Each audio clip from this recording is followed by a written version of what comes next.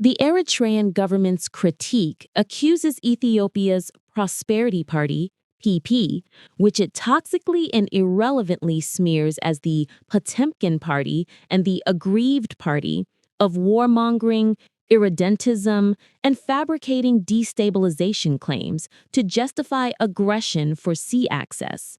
It invokes historical grievances like the 1962 Federation abrogation, the 1998 to 2000 border war, blaming Ethiopia's maximalist aims on Assad, and denies Eritrea's role in Ethiopia's internal conflicts, attributing them to PP's flawed ethnic federalism and governance. It dismisses PP's economic attacks as audacious, given Ethiopia's poverty, aid dependency, and 21.4 million in humanitarian need. While your historical revisionism paints Eritrea as eternal victim, let's cut through the propaganda. The Eritrean regime's blind envy of Ethiopia's rising prosperity exposes its own failures. A nation with no reliable internet, no functioning universities turning out innovators, no ATMs for basic banking, no constitution, no elections, and no political parties has zero moral standing to lecture on governance or destabilization. You are the architects of isolation, hoarding Assad's port like misers, while Ethiopia builds ports elsewhere and lifts millions from poverty. Shameless hypocrisy. Unlock the sea for trade, not spite, or admit your independence is just a dictator's cage. Ethiopia rises regardless. የኢትዮጵያን ህጋዊ ዓለም አቀፍ ዘመናትን የተሻገረ ዕውቅና ያለውን መንግስት ሀገር መሆኗን ጥያቄ ውስጥ የገባችው ኤርትራ አሁን ኢትዮጵያን በብቃት እየመራ ያለውን የብልጽግና ፓርቲ ሌላ የፓርቲ ስያሜ ሰጥተውት እንመለከታለን። በወደቀው የኢሳያስ ዶክትሪን የሚመሩት ምርጫ የማያውቁት ተቃዋሚ ፓርቲ የማያውቁት ህገ መንግስት የሌላቸው ዩኒቨርሲቲ የሌላቸው ምንም አይነት የግል ሚዲያ የሌለበት በየማነ ገብረ መስቀል በኩል የብልጽግና ፓርቲን ስያሜ ፖተመኪን ፓርቲና አግሪቪድ ፓርቲ በማለት በሌላ ሁለት የፓርቲ ስም በመቀየር የሀገራችን ህልውና ተደፋፍረዋል። የመንግስታችንን ስምም አጠልሽተዋል። የመጀመሪያው ለመንግስታችን የሰጡት የፓርቲ ስም ፖተመኪን ፓርቲ ሲሉ ነው የሰጡት። ይህን የፓርቲ ስም ከየት አገኙት? ስያሜ ውስጥ ለኢትዮጵያ መንግስት ይገባዋል ወይም እንዲሁም ለነሱ የሚሆን ልካቸውንም አዘጋጅተንላቸዋል። አብራችሁን ቆዩ። የመጀመሪያው ለመንግስታችን የሰጡት የፓርቲ ስም ፖተመኪን ፓርቲ ሲሆን የቃሉ አመጣጥ ታሪካዊ ሂደቱም እንዲህ ነው። ከታሪካዊ አመጣጡ ስንነሳ ግሪጎሪ ፖተመኪን የሚባል ከ1739 እስከ 1791 ድረስ የሩሲያ ፊልድ ማርሻል ሆኖ ያገለገለ ሰው ነበር። እናም የግዛት ሰው ሲሆን የታላቁ የንጉስ ካትሪን ወዳጅና ባለሟልም ነበር። ንጉስ ካትሪን ዳግማዊ በ1787 ዓመተ ምህረት እንደ ነጮቹ አቆጣጠር ወይም እንደ ግሪጎሪያኑ አቆጣጠር አዲስ የተቀላቀለውን የክራይሚያ ግዛት ሊጎበኙ ፖተመኪን በመንገዷ ላይ የፖተመኪን መንደሮች በመባል የሚታወቁ የውሸት የተራራቁ ሰፈሮች እንዲገነቡ ዝግጅት አድርጎ ነበር። ይህ ፊልድ ማርሻል የተሰኘው ወይም ግሪጎሪ ፖተመኪን ዓላማው መንደሮቹ የበለጸጉ ያደጉ የዘመኑ ደስተኛ የሚመስሉ አድርጎ ለንጉስ ካትሪንና ለውጭ መኳንንቶች ለማታለል ብቻ የተገነቡ ክልሉ በሩሲያ አገዛዝ ስር የበለጸገ ድህነቱ የተጠበቀና የበለጸገ መሆኑን እንዲያምኑ አድርጎ ለማሳየት ነበር የተጠቀመበት። እውነታው ግን አካባቢው ብዙውን ጊዜ ምድረ በዳ በጦርነት የተበታተነና ያልተሻሻለ ኋላ ቀር አካባቢ ነበር። ይህን ነው እንግዲህ ለጠቅላይ ሚኒስቴራችን የፓርቲ ስያሜ ብለው የሰጡት። ኢትዮጵያ ውስጥ ያሉት አሁን የተሰሩት የኮሪደር ልማቶች ለሾው ነው ወይ? ለማስመሰል ነው ወይ የሚለውን በትክክል መመልከት ያስፈልጋል። ለመሆኑም ኤርትራ ኢትዮጵያን የመተቸት አቅም አላት ወይ? ከተሞቿ ከታደሱ ዘመናት አልፈውታል። አስፓልቶቿ ፈራርሰው ወድቀዋል። ኤቲኤም የሚባል ማሽን ኤርትራ ውስጥ አይታሰብም። ምንም አይነት ዩኒቨርሲቲ የለም። ከፍተኛ ኮሌጅ ብቻ ነው ያለው። ልክ እንደ ሰሜን ኮሪያ ተቆልፋለች። የውጭ ንግድ ትራንዛክሽኗ በጣም ዝቅተኛ ነው። ኤንጂኦዎች እንደፈለጉ ገብተው ተንቀሳቅሰው መስራት አይችሉም። የሃይማኖት ነጻነት የለም። የፖለቲካ ፓርቲ የለም። ፓርቲ ወይም ፓርላማ የሚባል ነገር በሀገሪቱ አይታወቅም። ኢሳያስ ይወስናል፣ ኢሳያስ ይፈርዳል፣ ኢሳያስ ይሰቅላል፣ ኢሳያስ ያወርዳል። ሌላ ምንም የለም በኤርትራውያን ዘንድ። ኢትዮጵያ ውስጥ የሚሰሩ የኮሪደር ልማቶች ዓለም አቀፍ ስታንዳርድን የጠበቁ ናቸው። ይሄው ቀን ተሌት እየሰሩ እየተመለከትናቸው ነው። አዲስ አበባን ዞር ዞር ብሎ መመልከት በቂ ነው። የክልል ከተሞችን ዞር ዞር ብሎ መመልከት በቂ ነው። የሆነው ይሁንና ህዳሴ የተገነባው ለሾ ነው ወይ? ህዳሴ የፖተመኪን መንደር ምሳሌ ሊሆን ይችላል ወይ? ኮይሻ የፖተመኪን መንደር ምሳሌ ሊሆን ይችላል ወይ? ኢትዮጵያ ውስጥ የተገነቡት የማዳበሪያ ፋብሪካ፣ ኢትዮጵያ ውስጥ የተገነባው የጥይት ፋብሪካ፣ የድሮን ፋብሪካ እውነት የፖተመኪን መንደር ማሳያ ሊባል ይችላል ወይ? ጎርጎራ፣ ገበታ ለሀገር ተብሎ የተሰራው እንዲሁም ሌሎች ታላላቅ ሀገራዊ ፕሮጀክቶች እውነት ለፖተመኪን ወይም ለሾው ወይም ለይምሰል እየተሰሩ ናቸው ወይ? ይህ ከእውነት የራቀ ትችት ነው። ትችትም እኮ አንዳንዴ መልክ ሊኖረው ይገባል። ህዝቡ በተወሰነ መልኩም ቢሆን ሊረዳው የሚችል መሆን አለበት። ዓለም አቀፍ ጉባኤያትን ለማካሄድ የተመረጠችው ኢትዮጵያ እንደ ኮፕ 32 እና የተባበሩት መንግስታት ድርጅት የአፍሪካ ህብረት ጉባኤ ጋር አብሮ የሚያካሄደውን ጉባኤ ለማካሄድ የተመረጠች ይቺ ዓለም አቀፍ እውቅና ያላት ሀገር በታሪኳም ታሪክ ጠገብ የሆነች በቅኝ ግዛት ያልተገዛች ክብሯና ገናናነቷ ከፍ ከፍ ያለ ግዛቷ ከቀይ ባህር አልፎ እስከ የመን ይደርስ እንደነበር በታሪክ ማስረጃና መዝገብ የተመዘገበች ታላቅ የሆነች የአፍሪካ መቀመጫ ሀገር የሆነች ኢትዮጵያ እውነት ይህ ስያሜ ይገባታል ወይ?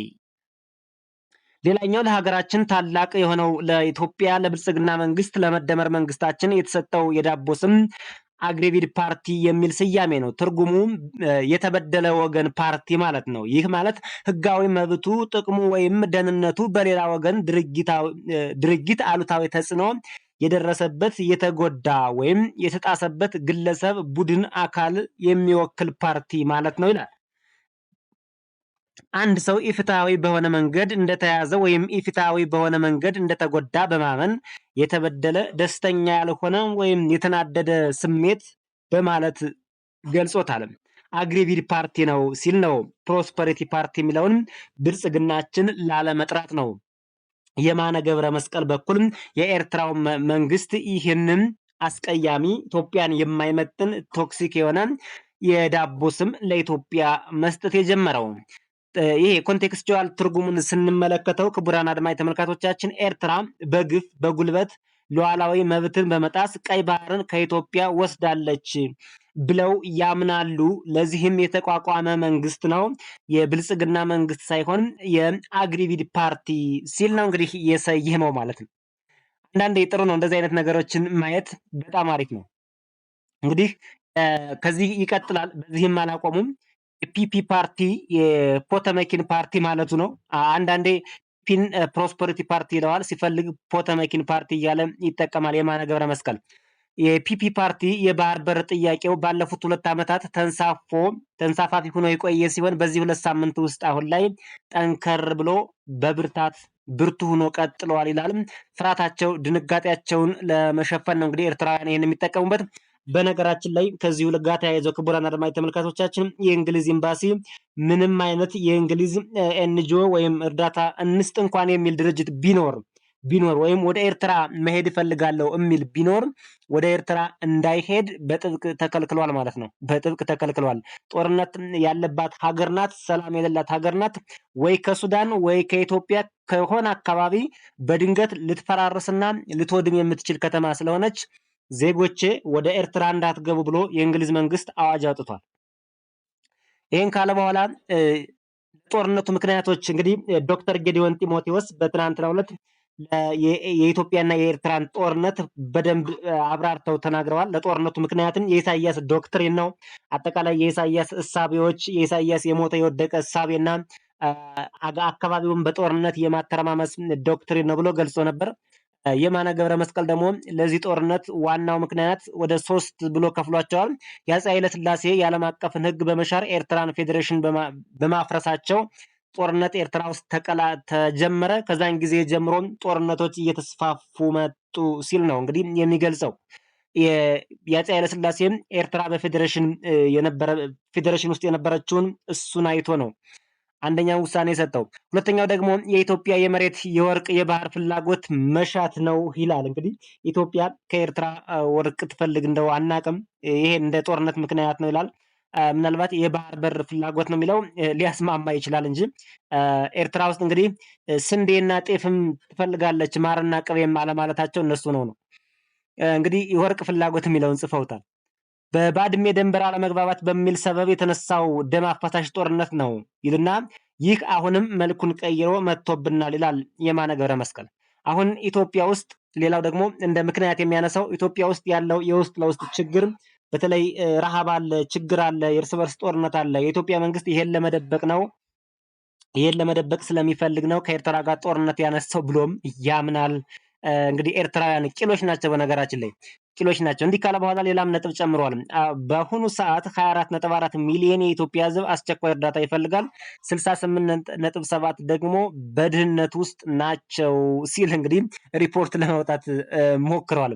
21.4 ሚሊዮን ሕዝብ አስቸኳይ እርዳታ የሚፈልግ ኢትዮጵያ ውስጥ ሊኖር አይችልም። ኢትዮጵያ ውስጥ አንዳንድ ችግር የሚነሳው ክረምት አካባቢ ነው። ከዛ ውጭ አርሶ አደሩም አርሶ መብላት የሚችል ነው። ኢትዮጵያ በስንዴ በአሁኑ ወቅት ራሷን ችላለች። ድጎማ ከመንግስት ይደረጋል ያለ ነው። ከተደረገም ይሄን ታክል ቁጥር አይሆንም። ካለም አሜሪካን ጭምር ሰሞኑን እየሰማነው ነው። 40 ሚሊዮን የአሜሪካ ዜጎች በአሜሪካ መንግስት ፉድ ስታምፕ በሚባለው ድጎማ ነው የሚኖሩት። 40 ሚሊዮን አስቡት።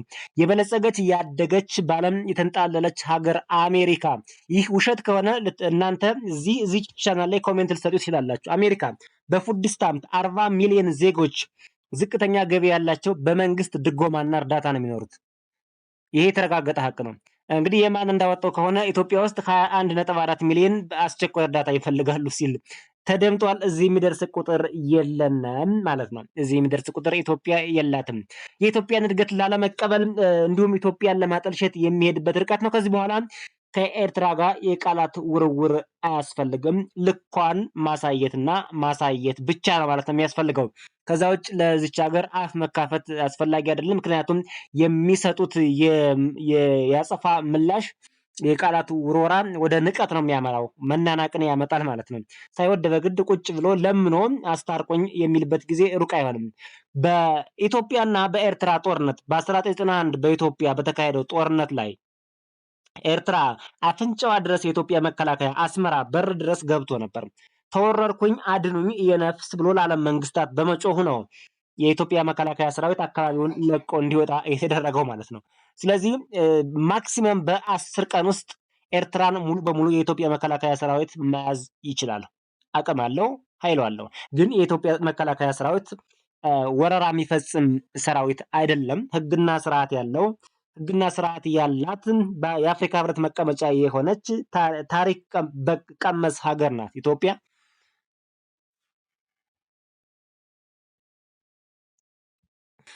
ስለዚህ ኢትዮጵያ ወረራ መፈጸም አትፈልግም። ታሪካዊ ማለት ከዚህ በፊት የአባቶች ርስት የሆነው እውነተኛ የኢትዮጵያ አካል የሆነው ቀይ ባህርን የአሰብ ወደብን ብቻ አይደለም ሌሎችንም እነ ዛይላንና ምጽዋንም ጭምር ትፈልጋለች ወደቦቿን። ኢትዮጵያ ከኤርትራ ስትገነጠል ራሷ የፈረመችበት ህግና ውል አለ። ውሉ ምን ይላል? ኤርትራ ኢንዲፔንዳንት ሀገር መሆን ትችላለች፣ ነገር ግን የኢትዮጵያን የባህር በር ጉዳይ ህልውና ወይም የኢትዮጵያን ህልውና አደጋ ላይ መጣል የለባትም። ኢትዮጵያን የባህር በር ላትከለክል ነው ስምምነቷ። ሀገር መሆን ትችላለች፣ መገንጠል ትችላለች። የባህር በር ግን ለኢትዮጵያ መከልከል አትችልም ነው። ከፈለጉ ይሄ ባድሜ ምናምን የሚባለውን አንሰጣቸውም። ኢትዮጵያ ከመሬቷ ስንዝር ታክል አትሄድም።